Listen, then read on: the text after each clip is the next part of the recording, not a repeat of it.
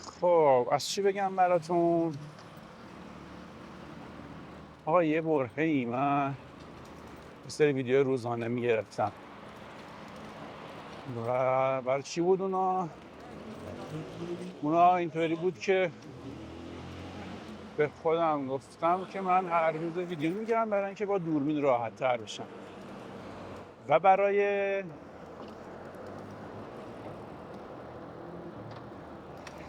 سفتش کنم سفته ولی خب چون بازوی بلندیه هی تو دست اندازه تکون میکنه. آره از اون ویدیوهای روزانه چی بود برای اینکه با دوربین راحت تر بشم و چون داشتم کانال اصلی یوتیوبم رو براش تلاش میکردم گفتم که بیام هر روز از این کاری که تو اون روز کردم برای کانالم بگم. یه مدتی هم پیش رفت دیگه 52 تا ویدیو گذاشتم که جنگ شد و قطع شد. حتی قطع شدنش صرفاً به خاطر جنگ نبود، جنگ باعث شد که قطع بشه، ولی اینکه من دوباره شروع نکردم به خاطر این بود که یکی این که خیلی کم ویدیو میگرفتم برای یوتیوبم و خب کم وقت میذاشتم برای یوتیوبم و روزانه چیز نداشتم که بگم که خب من امروز برای یوتیوبم چی کار کردم. دو اینکه داشت یه ستاپ خسته کننده میشد دیگه، از طرف اون کارایش انگار دیگه از دست داده بود، با دوربین راحت بودم دیگه، خیلی بیش از اون نمیخواستم با دوربین راحت بشم. از اون طرفم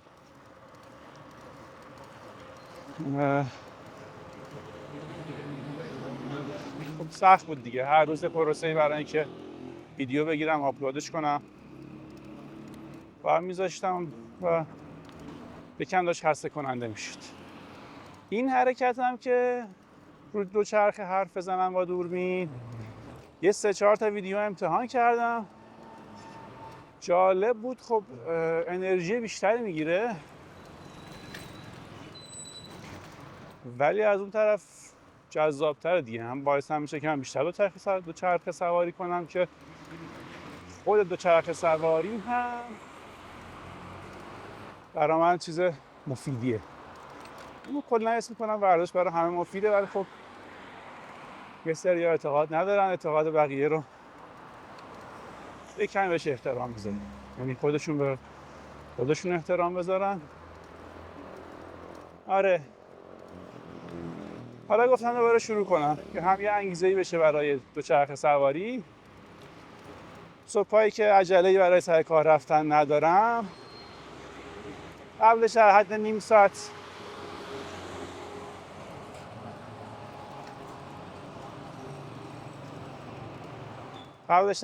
ساعت بیام یه تابی با چرخ بزنم و ویدیویی بگیرم.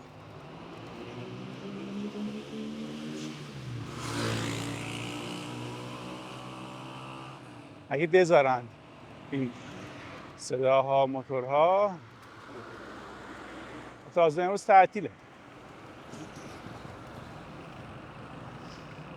آره یه مچه دیگه ای که داشتم با این ستاپ همین بود که سخته برام دیگه اینطوری حرف زدن.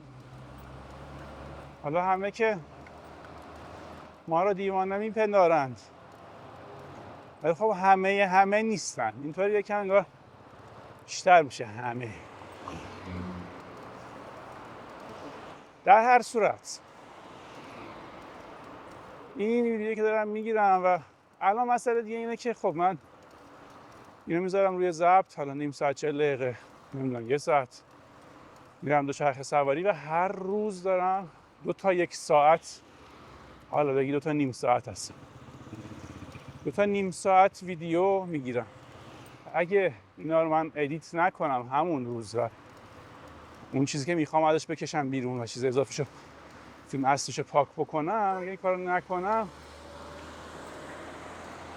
خیلی زود هاردم پر میشه و اصلا زودتر از اون ویدیو گرفتن رو ول میکنم، چون انگار فشاری رو ذهنمه که هی داره ویدیو جمع میشه.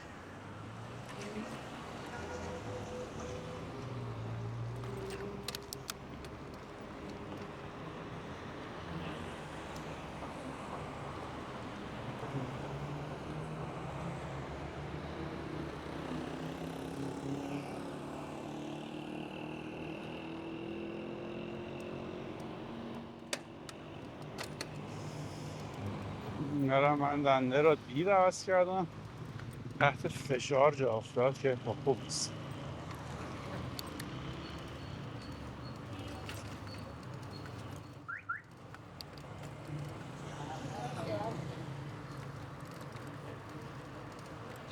بدن رفت شوی کنم.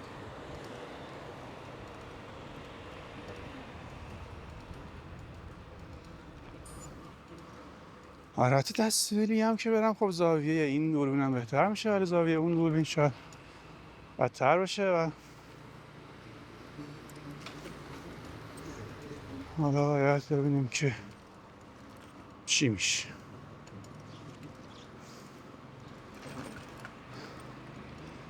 مسئله دیگه شم اینه که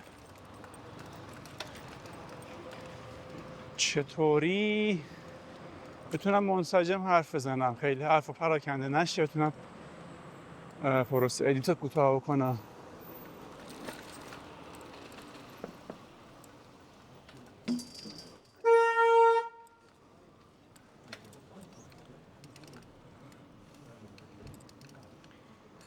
و هزار تا چیز دیگه‌ای که حالا به ذهنم میرسه.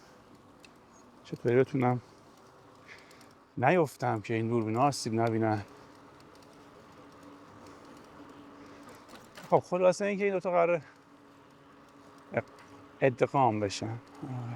چه لغت استرسایی برام.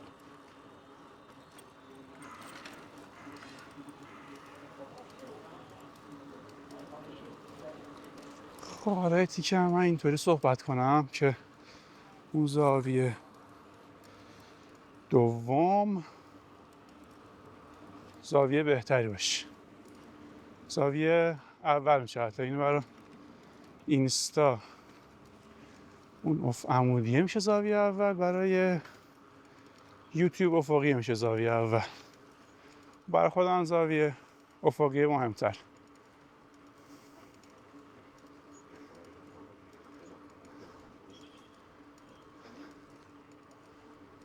خب پوینتش چیه؟ حالا از دو جهت باید بهش نگاه کنیم. که من چی میخوام،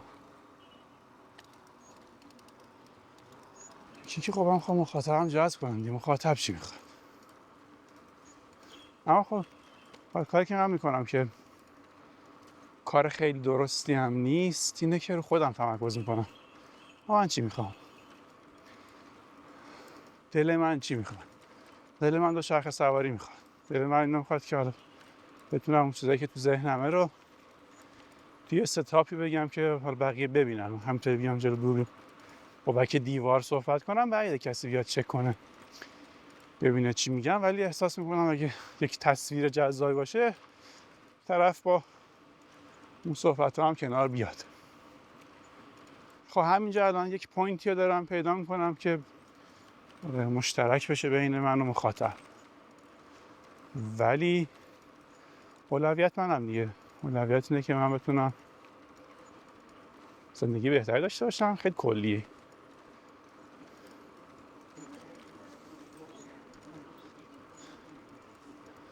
اولویت. و خب این پروسه برای جذب مخاطب خیلی طولانیه معمولا، چون اون چیزی که هر شخصی هست همینطوری معمولا مخاطب نداره.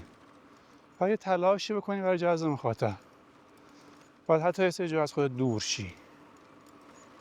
بعد از خودت که دور میشی که خب دارم چی کار میکنم.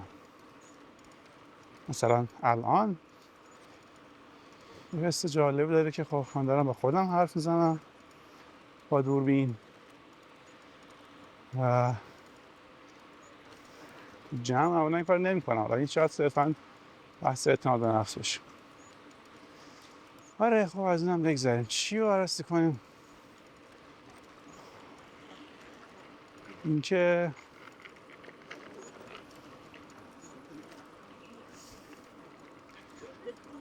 هوای خوبیه،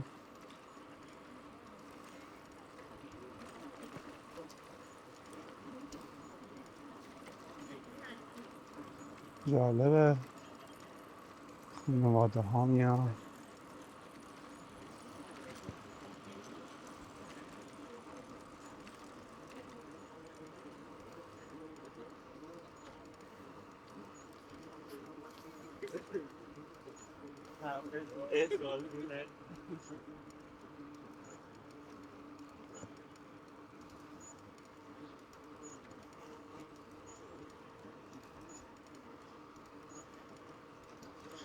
یه دوربین فکر کنم اینا به کلم ببندم شاید جالب تر بشه، اکشن تر میشه. حتی مشکلی که هست اینه که خیلی وایده و اون چیزی که من دارم میبینم و شما نمیبینین اصلا اون پرنده‌ای که رفت رو اون پشت بوم اون قسمت میدون نشست و شما نمیبینین، یه نقطه شاید تو تصویر باشه. خب با چشم میشه روش تمرکز کرد.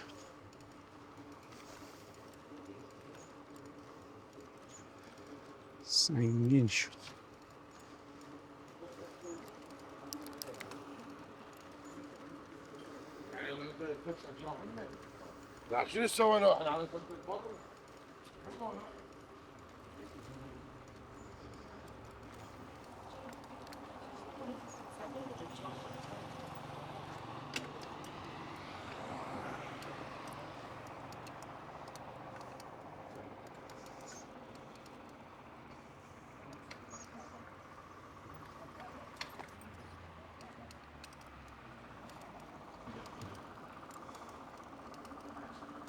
فاز ریاکت هم میتونه جالب باشه.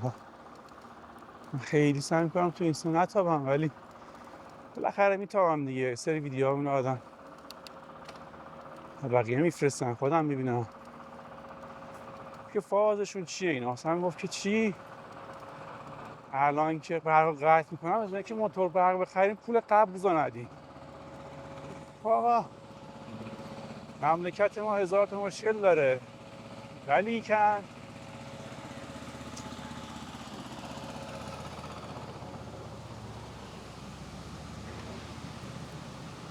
این قبض برق و آبی که ما میدیم خیلی قیمتش پایینه و اگه ما فکر میکنیم نمیدونم حالا اروپا داره بهتر مدیریت میکنه، آمریکا بهتر مدیریت میکنه، یه مقدارش همین بحث قیمته که ارزش این برق و آب رو برسونی به ملت. این هم یه راهپیمایی چیه مالا هیئتی و جالبه، خیلی کم سر و صدا و ساده و بدون رابندون.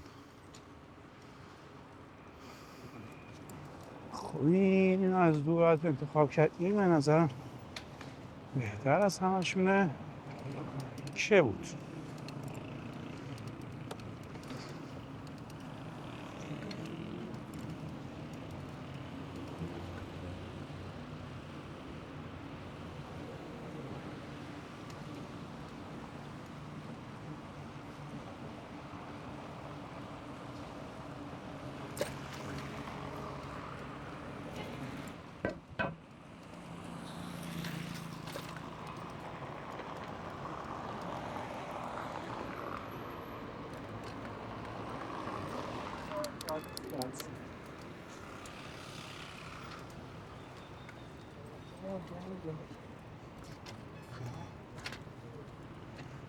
خب در طول این سال‌هایی که دوچرخه سواری کردم توانایی خوبی در رد کردن این میله ها دست پیدا کردم و واقعا یکی از دستاوردهای من در دوچرخه سواری این بوده. اینجا من دوباره صاف وایسم که شما یه رو ببینید. واقعا قشنگ. کلاغ این کلاغ نیست، یکی پاخته. بپرید، فرار کنید.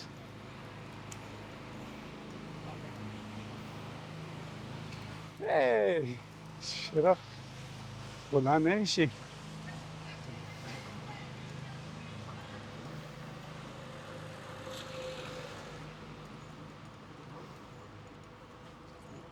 جالبه. اصلا میزنم بیرون میام اینجا میام که خب چرا من بیشتر نمیام و خب خسته میشم بیشتر میام. مثلا امروز احتمالا تا از خونه اومدم بیرون تا برگردم خونه مثلا بشه نمیدونم 10 کیلومتر. هر روز 10 کیلومتر برام زیاد. هر آدم خیلی سعادت میکنه ولی خب اگه بخوام کار بکنم باید تغییر توی برنامه خوابم بدم. واسه پیشرفت میشه ولی تغییر لازم داره.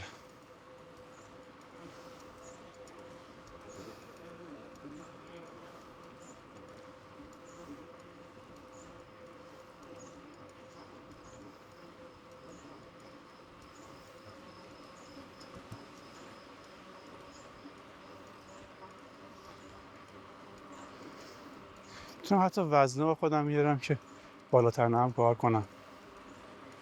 به کارا میشه کرد.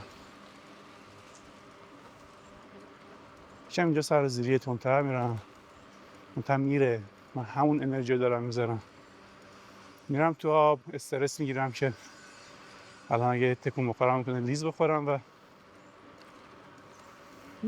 برم و خودم و دوربین رو به فنا بدم. و حقیقتا اون پوینتش رو هنوز پیدا نکردم که چرا من از خودم فیلم بگیرم و بذارم. What's the point? Ouch.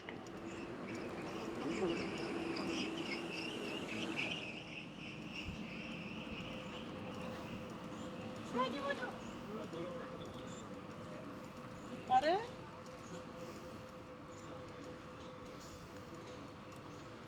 اما خب از اون طرفم به این نتیجه رسیدم که آقا معمولا پوینت کارا وقتی در میاد که اون کارو برای یه مدتی انجام بدی.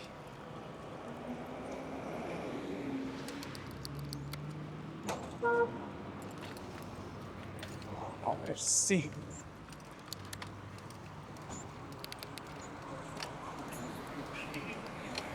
یعنی مثلا میگم آقا این کار رو من میدونم که دوچرخه سواری هم برای جسمم خوبه هم برای روحم خوبه. من این کار رو میکنم، استارتش رو میزنم و خب این فیلم هم یه چیزی که تو ذهنم بوده میخوام تست کنم، یا حالا این کار هم میکنم. این مسئله خطرناک شاید اینه که یه طور به هم ربط بودن.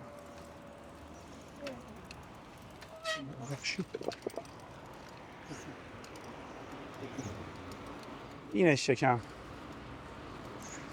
میتونه خطرناک باشه که یعنی حالا من وقتی این طور به هم ربط میدم دیگه یه جورایی اگه این ویدیوها شکست بخوره دوچرخه سواری انگار بر من شکست بخوره.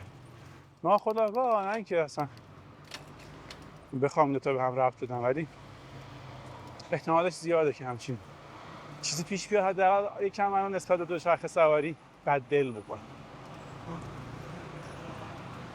ولی نکته مثبتش هم اینه که آدم ضرر نکرده دیگه.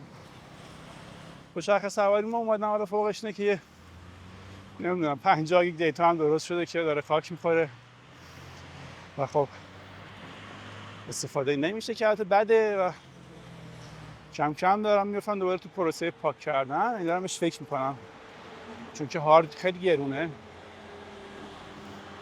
و دیگه نمیشه هی هارد بخری که دیتا رو بریزیش. از جنبه دیتا رو پاک کنیم چون واقعا خیلی از این دیتا رو استفاده نمیکنن، یعنی که حداقل خب از این دیتا استفاده بکنن. نمیدونم. اما جالبم یه چیز دیگه هم که جالبه اینه که آدم وقتی شروع میکنه حرف زدن، مخصوصا جلوی دوربین که میخواد حرفش حساب باشه، حرف جدی باشه، یه پوینتی داشته باشه، حالا جلوی دوربین برای کس دیگه ای که میخواد حرف بزنه، مثلا هر جایی که احساس میکنه حرفش حتی خیلی کم میتونه تاثیرگذار باشه، اینه که انگار تو ذهن خودش خیلی این حرفا جمع و جور نیست، حرفاش انگار متناقضه و یه سری حرفا خاک خورده، یه سری حرفا انگار مال 10 سال پیشش هنوز اعتقاد داره، یه سری حرفا جدید داره شکل میگیره که اون حرفا قبلی در تضاده.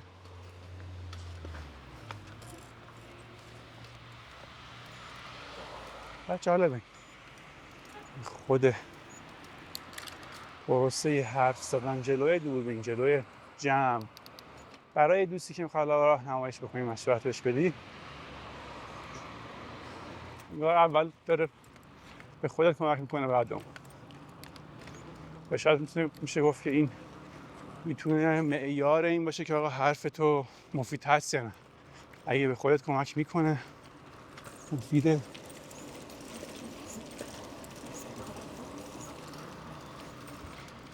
اگه نه احتمالاً برای اون فرد هم مفید نیست. اگه حرفت خودت به چالش نکشید برای اون فرد هم مفید نیست.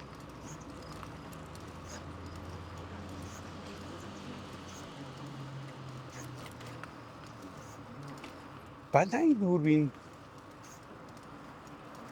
در حال ضبط دوربین احساس میکنم که من همینطور باید حرف بزنم. اینم قضیه جالبیه که حالا چون هست باید استفاده بشه. اینو دارم زیادم دارم. خیلی جاها باعث میشه که تو از امکاناتی که داری استفاده کنی، ولی یه سری جا هم بار اضافی میذاری دوش خودت. با حرف نزن.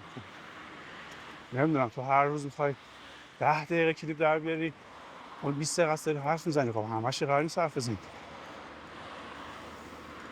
میاد اینا تو ذهنم میاد، اما از حرف تا عمل فاصله هست.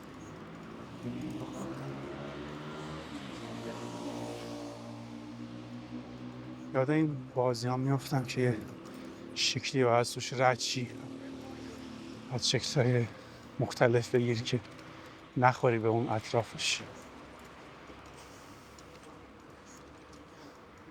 یه صدای جدیدی داره میده دوچرخه که خیلی راضی نیستم حقیقتا. یه رکاب انگار برمیگرده. آره مربوط رکابه، نمیدونم از کجاست. میریم جلو ببینیم چی میشه. 5 کیلومتر ساعت 18 کیلومتر بر ساعت.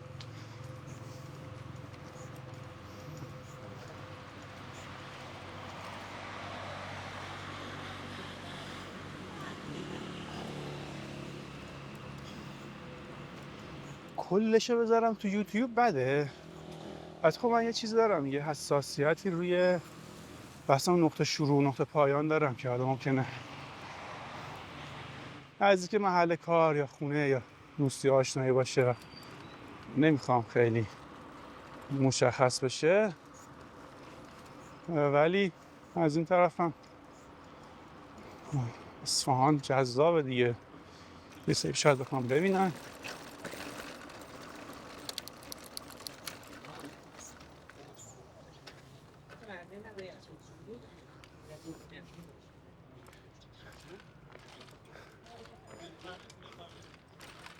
این ویدیو رو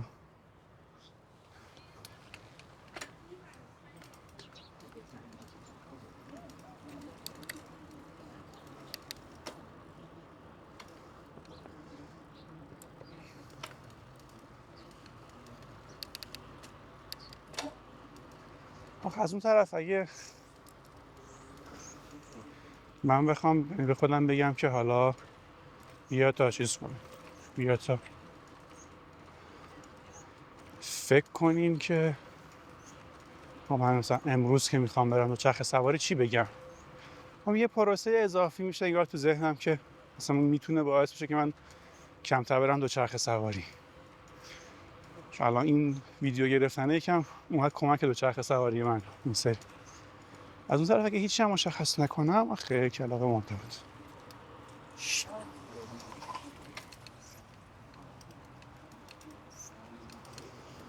از اون طرف اگه هیچی هم مشخص نکنم این میشه که الان مثلا نیم ساعت دارم حرف میزنم، بعد توی کامپیوتر که دارم خودم مرور میکنم گیر دارم که خب حالا چی بذارم چی نذارم. اگه اینم میتونستم یه ادیتور بگیرم براش خب خوب بود، ولی فعلا که پول ادیتور ندارم، ولی خب این چیزی که میتونم بهش فکر کنم. الان مثلا این یه لحظه ای خیلی چیزا میاد تو ذهنم، این میاد که خب این حرفا الان برای مخاطب جالب نیست، نمیدونم چند باشه. اصلا ادیتور از این جهت هم خیلی کمک میکنه که این نظر دومیه که حالا من تو ذهنم یه سری حرفا میاد میزنم و یه سریش اصلا شاید خیلی شخصی نشه داره میگی، یه سریش شاید که مثلا من اگه باشم حذفش میکنم چون اصلا هیچی نیست به نظرم، اونو میذاره که میگه این جالبه و بعد میرم فیدبک خوبی هم میگیره. و نظر دوم همیشه خوبه.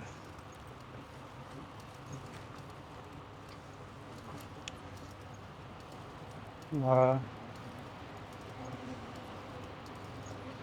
من خیلی هم باتری ندارم، من که دارم دوربین نداره. باید ببینم این کم کم داره تموم میشه.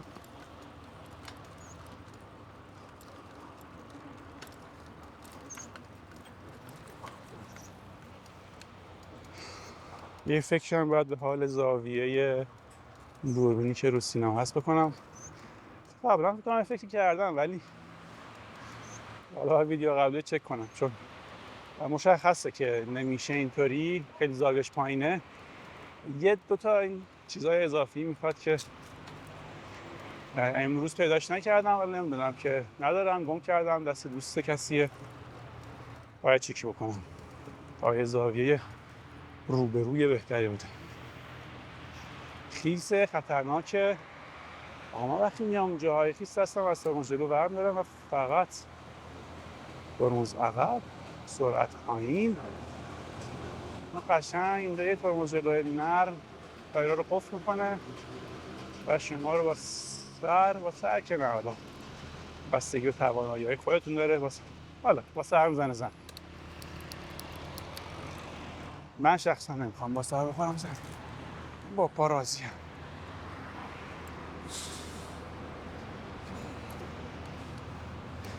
برگردیم توی خیابون. تو خیابون انگار عادی تره، کلا چرخ خیلی آدم حساب نمیکنن، حالا با خودشون حرف بزنن. یا شاید من خیلی کسایی که پشت ماشینن رو آدم حساب نمیکنن، برای همین نظرشون برام مهم نیست.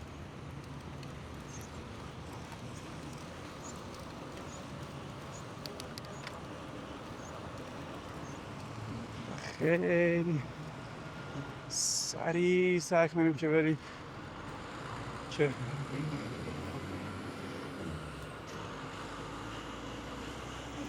بچ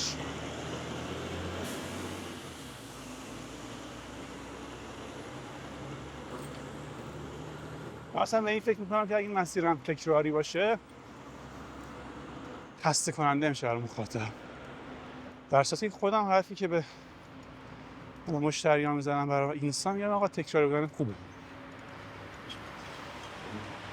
ستاپ تکراری خوبه.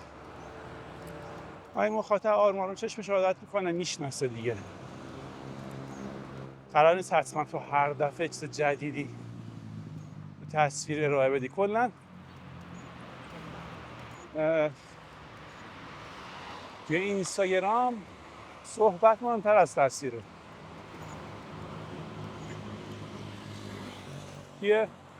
این یه جورایی به توییتر شاید نزدیک باشه. حالا فکر میکنن که ملت که این برداشت اولیه که آقا اینستاگرام تصویر داره توییتر نداره، ولی اگه دقت کنی الان اصلا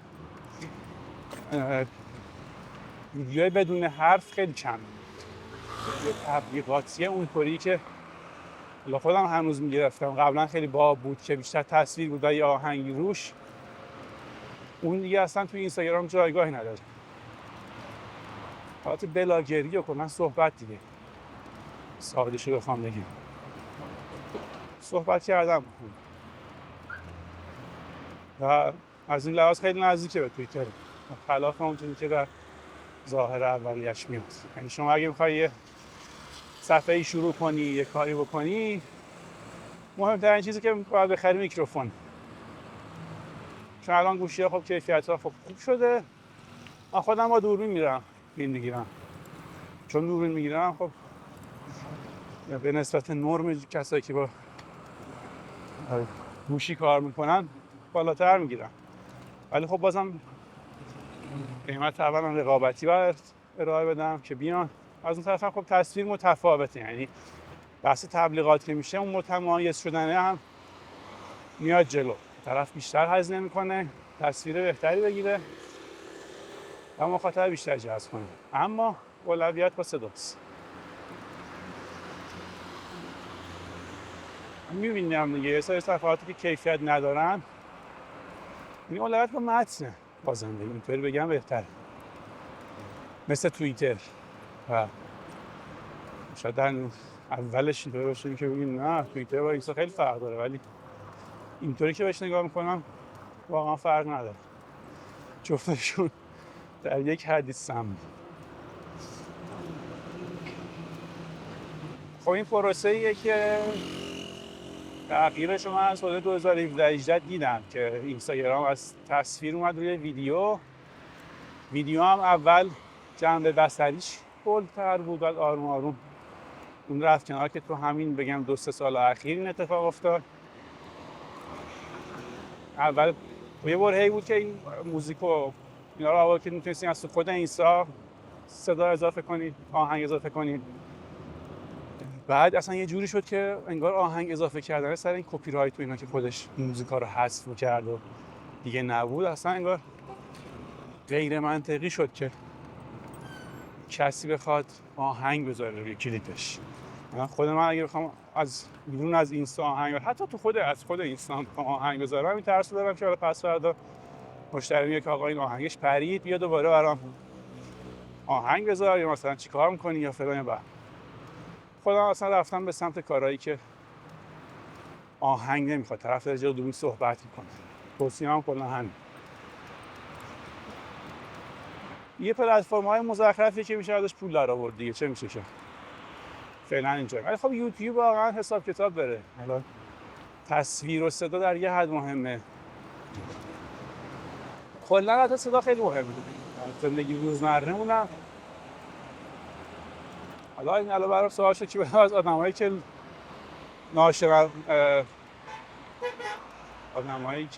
ناشنوان و آدمایی که نابینا باشون صحبت کنم ببینم کدومشون فکر می‌کنن سخت‌تره.